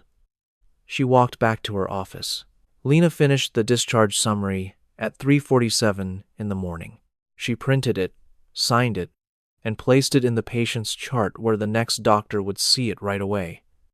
She checked on Warren one last time. He was sleeping soundly, his hand relaxed on the blanket. She looked in on Pauline, who was also asleep. Her phone was face up on the nightstand, its screen dark. Her daughter had likely called, been reassured, and was settled for the night. She went to the locker room and changed out of her scrubs. She slowly put on her street clothes, like you would with something you had not worn for a while, getting used to the feel of it again. She removed her badge from its lanyard and held it for a second. Then she slipped it into the front pocket of her jacket, close to her chest. It was the same way she had carried other items in other pockets, in different clothes, in another life that, it seemed, had never really ended. Elias was waiting by the ambulance bay doors. Ghost, Pip, and Honk were outside. She could see them through the glass, moving with the quiet purpose of people shifting from one state of readiness to the next. She walked out to join them. The night air was cold and clean, and the city hummed along as it always did. Behind her, the hospital was doing the same. She did not look back. Not because it was not important, but because she knew she was coming back. Looking back is for people who are leaving for good. The drive was 4 hours long, through areas she was not supposed to know the names of. That was fine, because she had stopped needing names for places a long time ago. What mattered was the direction, the distance, and the people with her in the car. She had confirmed all three before they even left the hospital parking garage. Ghost drove. Pip sat in the passenger seat. Hawk was behind her, his arm resting on the back of the seat, his eyes watching the rear window. That told her the threat level had not dropped to 0 just because they had left the building. Elias was beside her. He had not slept. She could tell by the unique quality of his awareness. It was not the alertness of someone who was rested, but of someone powered by pure will and experience, refusing to let his body's exhaustion catch up to him. She had not slept either, but she was not tired. That was the strange effect of a night like the one they just had. There was no room for exhaustion. There was only a sharp, crystal-like clarity that she knew would eventually fade, but not yet. Sometime after the 3rd hour, Elias said, "You should get some sleep." She replied, "So should you." He said nothing more. She said nothing more. Ghost kept driving. She thought about Pauline's expression when the test results came back negative. She pictured Warren's hands resting peacefully on the blanket. She remembered Danny Rhea saying, "Both of them make you care more than is probably smart." She realized that was likely the most honest thing anyone had said to her in a very long time. They arrived at a place she would never describe to anyone. The people who needed to know about it already did, and those who did not would not gain anything by knowing. It was secure. It was well equipped. It was run by people who moved and talked and saw the world the same way they all did. When she passed through the first checkpoint, the man at the desk glanced at her hospital badge. It was the only identification she had. He looked at it, then at Elias. Elias said 2 words she could not hear. The man simply waved them through without writing anything down. Carver was already there. She was on the phone when they walked in, standing over a table covered with papers, a laptop, and 2 coffee cups. One cup was empty, the other was clearly her second. She looked up as Lena came in and pointed to a chair. It was the direct gesture of a woman who had been running a federal investigation for 4 hours on no sleep and was past all pleasantries. Lena sat. Elias remained standing. Carver ended her call, put the phone down, and spoke immediately. The deputy director was informed of the investigation at 5:47 this morning. He was taken into federal custody at 6:12. His private lawyers made 3 calls to his office in the first 20 minutes. 2 of those calls went to people who are now also in custody. She paused. The bag gave us what we needed to act. Vasik's testimony will back it up. Danny's statement confirms it all. She looked at Lena. Your timeline of events from last night established the chain of command for the hospital attack. Without that, the legal case was weak. With it, it is solid. Lena said, "So it is over," Carver replied. "The arrest is over. The full investigation will take months, maybe a year." She looked at the table. There are others. The deputy director did not do this by himself. He had people who helped him, people who ignored it, and people who made it happen. Figuring out who was who will take up a lot of federal resources for a very long time. Ghost spoke from the doorway, and the hired guns were contracted through a company with 3 layers of shell corporations. We are peeling back the layers.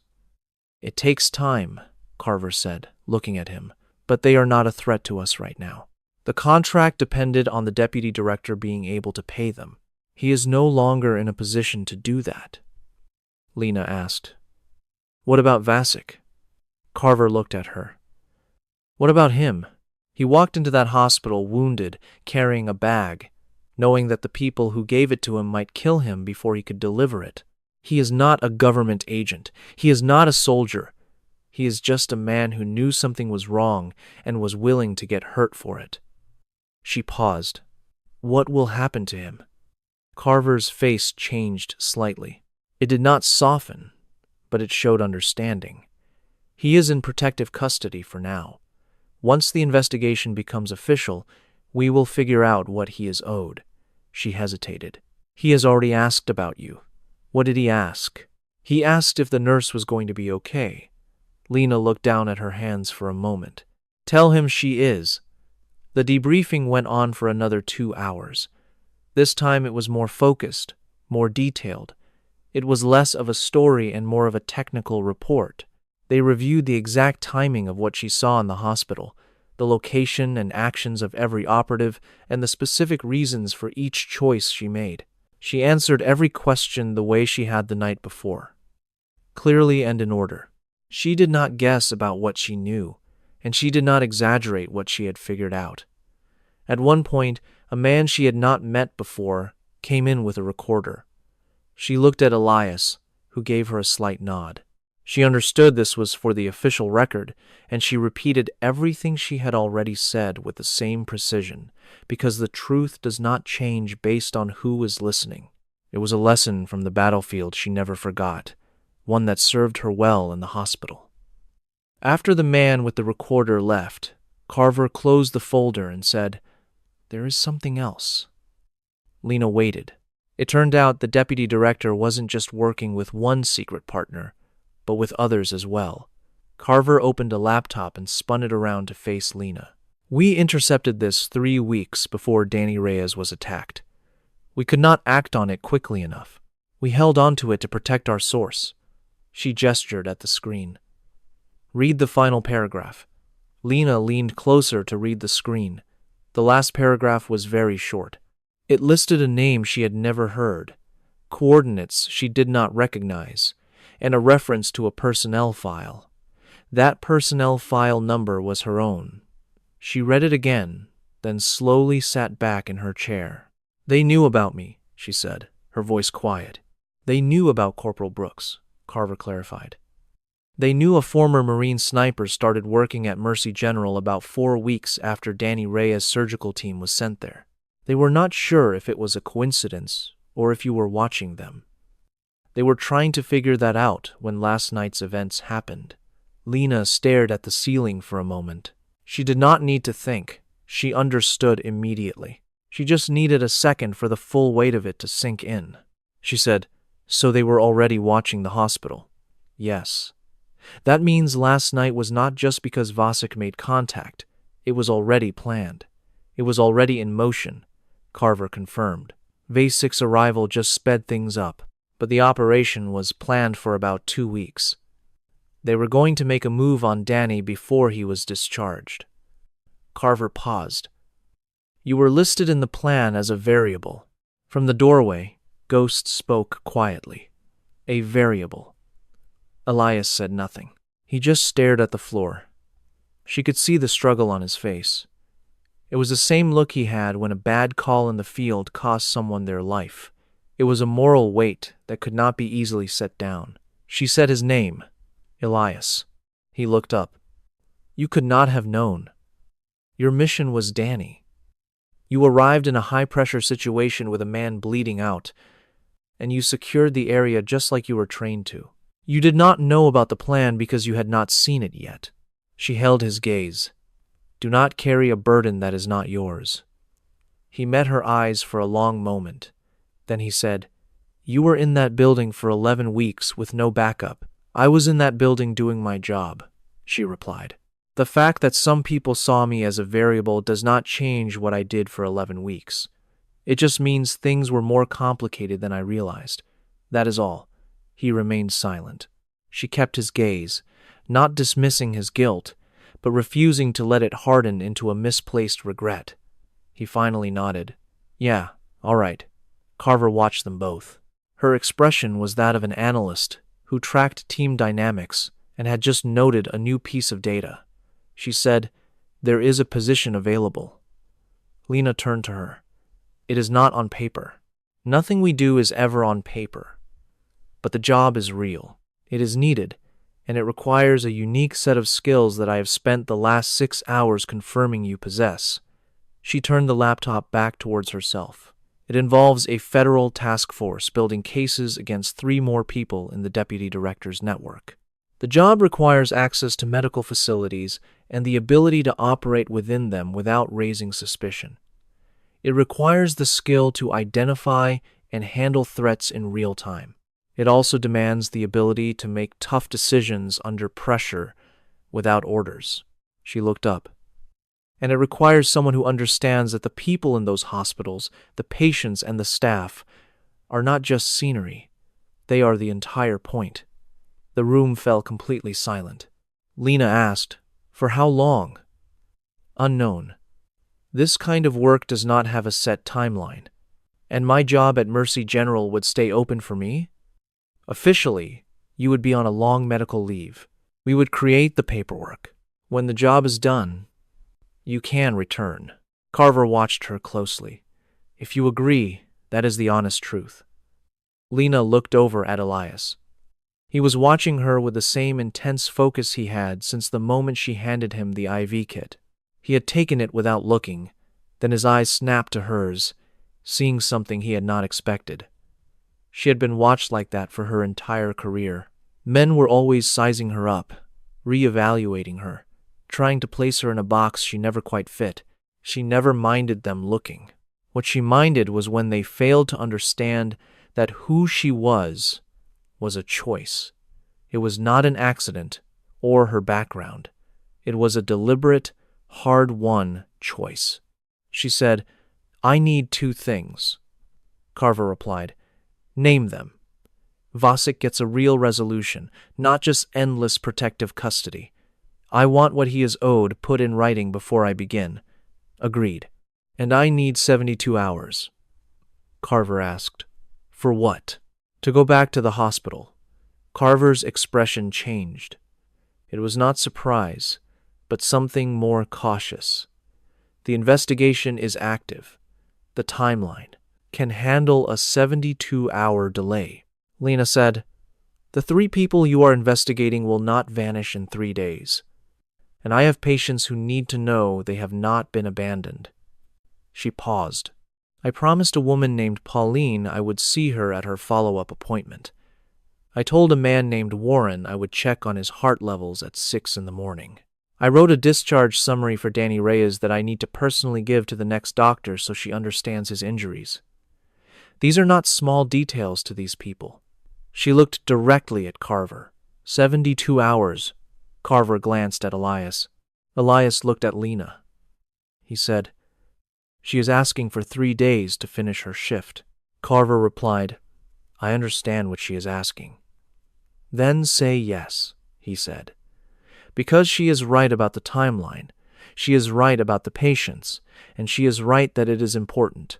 And if you say no, you start this partnership by showing her that the thing she cares about most does not matter to you. The room was still. Carver looked at Lena. She said, 72 hours. Lena simply said, thank you. She slept for 4 hours on a small bed in a room that smelled like every government building she had ever been in. It was a smell she once hated, but now found familiar. She woke up feeling completely refreshed, the way you do when your body gets exactly the rest it needs. She ate in a kitchen where Ghost was already drinking coffee and reading a report. He looked up as she entered and said, she sleeps, in the flat tone of someone making an official note. She replied, so do you, it seems. And he almost smiled. Elias drove her back to the hospital. It was just the two of them, which surprised her. She thought the entire team would be there, like on the drive out. But it was only Elias, the open highway, and the cold morning light. He drove like he did everything else, with a calm, unhurried skill and no wasted effort. About an hour into the drive, he asked, can I ask you something? Yes. Your discharge from the service. Camp Pendleton. November. You said you chose to do something specific instead. He kept his eyes fixed on the road. Why did you choose to work in a hospital? She considered how to give him the honest answer. She had explained it to Carr. Not the deepest reason. She said, there was a man named Corporal Trevino. He was in my unit. He was shot in the hip on my last tour. I was the one who treated him until the medic arrived. I kept him talking, kept him conscious, and when the medic finally got there, he survived. She paused. Later, he told me what kept him from giving up was not the pressure I was putting on the wound. It was that I did not sound afraid. He said I talked to him like we had all the time in the world. She looked out the window. I had spent 4 years shooting at people from 500 meters away, but the thing that stuck with me was keeping one man from dying by talking to him like we had all the time in the world. She took a breath. I wanted to do more of the second thing and less of the first. Elias was silent for a very long time as the highway stretched out before them. He finally said, Trevino, is he still in the service? No. He got out the year after I did. He works as a paramedic in Phoenix now. Good, Elias said. Yes, she agreed. It is. Another silence settled between them, but it was a comfortable one. Then he said, I need to be honest with you about something. All right. When Carver described the job this morning, she made it sound simpler than it is. The 3 individuals they are after, one of them works internationally. Some of the work will take you out of the country. It might take you to places that feel more like the first kind of work than the second. She met his gaze. You are giving me a warning. I am being precise, he corrected her, pausing for a moment. I was not precise with you back in the O. I judged you on appearances and made a terrible call. It almost cost Danny his life. I will not make that mistake again. He turned his eyes back to the road. So, yes. I am being precise. The work will not always be the second kind, she replied. I know, and I am still going back to that hospital for 72 hours. After that, I will handle what comes next. She looked at him, her expression firm. I have never been afraid of the first kind of work, Elias. I was just tired of it being the only choice. She paused. If I can do both, then I will do both. He drove on in silence for several minutes. Finally, he spoke. For what it is worth, when Carver discussed the operation's timeline, she confirmed something she never said out loud. I know what she kept to herself. Do you? The personnel file from the interception, he said. They classified me as a variable, not a target, because somebody stepped in. Someone saw the memo and flagged my file before the deputy director's team could move on it. She looked over at him. That is why you had people watching the hospital, even when you did not realize it. The SEAL team's arrival yesterday was not a coincidence. Sending Danny specifically to Mercy General was not a coincidence either. Elias remained quiet. Carver kept quiet because she is protecting her source. But that source is the reason I am alive and sitting in this car. She stared at the road stretching out before them. When you learn who it was, I need to know. He responded, If I find out, you will be the first to know. She accepted his answer. She looked out her window, thinking about the kind of world where a complete stranger could see her name on a document and decide that she would not be sacrificed for someone else's strategy. The thought was almost too immense to fully comprehend. She held onto it for a moment, then let it go. There was work to do, and she would need all of her focus for what was coming. The hospital came into view at 10:30 in the morning. She had seen it from this same angle many times before, arriving for early shifts.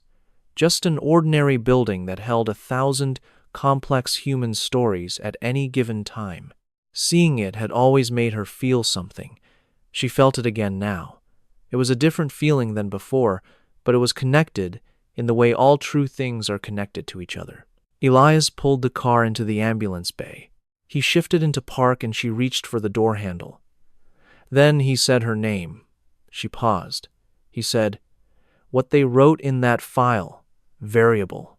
I want you to know that word would never be used by anyone who has worked with you for more than 20 minutes. She turned to look at him. He continued, You are not a variable. You are the most critical constant I have met in a very long time, and that is not a small thing for me to say. She just looked at him for a moment. She considered all the things she could say and decided none of them were needed. Instead, she said, I will see you in 72 hours. Then she got out of the car. Marcus was working the front desk when she walked inside. He looked up, and she saw his face go through the same rapid series of adjustments she had seen on everyone since last night. This time, however, his expression settled on something much warmer than the others. He said, Warren has been asking for you. I know, she replied. I am on my way up. She chose the stairs. She went to Warren's room first, because she had promised she would, and because Warren had believed them last night when Elias had promised to do everything in their power, and she had promised the same. Belief like that deserves to be honored. Warren was propped against his pillows, holding a crossword puzzle. He had the peaceful expression of a man who had decided to face the day on his own terms. When she entered, he looked up and said, Well, there she is. She asked him, How are you feeling? He replied, Like someone who has been in a hospital bed for 4 days, which means I am very ready to go home. He set his puzzle down. You're back. I told you I would be.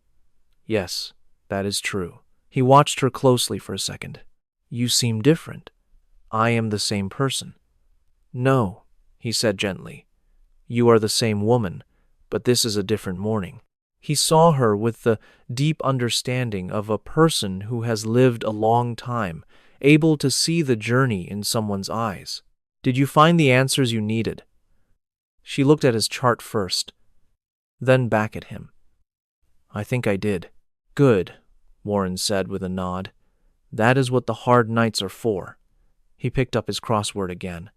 I need a 6-letter word for brave through hard times. She thought for a second. Sturdy. He counted the squares. That does not fit. Heroic, she offered. He counted again. That is not it either. She stood by his bed, thinking about the difficult night she just had.